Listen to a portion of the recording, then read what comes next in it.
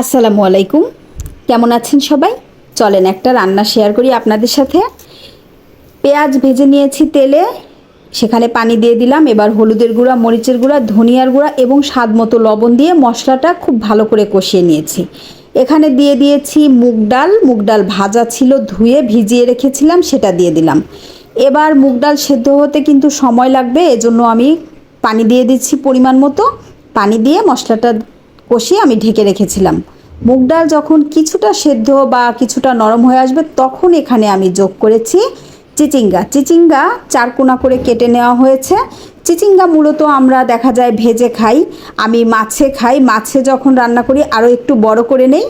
আর চিচিঙ্গা একটু ভাপ দিয়ে নিলে ভালো হয়। হ্যাঁ, যখন তরকারি রান্না করবেন তখন চিচিঙ্গা ফুটন্ত পানির ভিতরে একটু লবণ দিয়ে তারপরে দিয়ে 2 মিনিট বা এক মিনিটের 1-1.5 মিনিট ভাপ দিলেই হবে। তারপরে আপনি তাড়াতাড়ি ঠান্ডা পানির ভেতর দিয়ে দেবেন। দিয়ে দিলে দেখবেন ঠিক এরকম সবুজ হয়ে যাবে। হ্যাঁ, আর গায়ে চিচিঙ্গার একটা গন্ধ থাকে, সেই গন্ধটা চলে যাবে। যদি কেউ না ভাপাতে চান তাহলে না ভাপালেন, তবে একটু লবণ মেখে যদি রেখে দেন, চিচিঙ্গার গায়ের যে পানিটা আছে সেটা চলে গেলেও ভালো লাগবে খেতে। তবে সবুজ দেখানোর জন্য আপনাকে ভাপ দিলে ভালো লাগবে দেখতে। হ্যাঁ, আমি যেভাবে করি আমি সেটা আপনাদের বললাম। আর আপনারা যদি আপনাদের মতো করেন সমস্যা নাই, আমি রান্নাটা দেখাচ্ছি আপনাদের। আর যখন মুগ ডাল এবং চিচিঙ্গাটা সেদ্ধ হয়ে আসবে, ডাল কিন্তু আমি ঘেটে ফেলবো না, তখন আমি এই যে মিষ্টি কুমড়াটা দিয়ে দেব। মিষ্টি কুমড়া দেওয়ার পরে প্রধান কাজ থাকবে কোনোভাবেই তরকারি যেন ঘেটে না যায়, কারণ তরকারি ঘেটে গেলে দেখতে ভালো লাগে না, খেতেও ভালো লাগে না।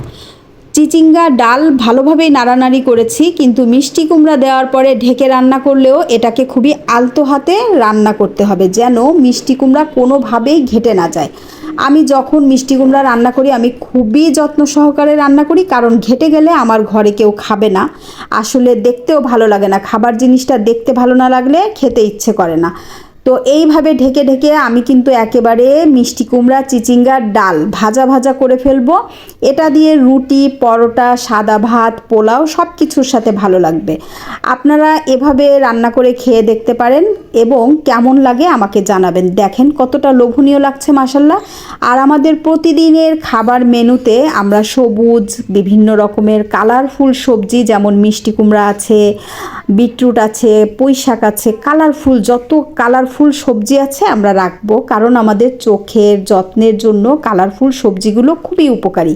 আমি মিষ্টি কুমড়ার উপকারিতার কথা অনেকবার বলেছি। আপনারা জানেন যে মিষ্টি কুমড়া কতটা উপকারী। আমাদের আসলে উচিত খাদ্য তালিকায় সব রকমের কালারফুল সবজি রাখা এবং এই সব সবজি জাতীয় খাবারে অভ্যস্ত হওয়া। ধন্যবাদ।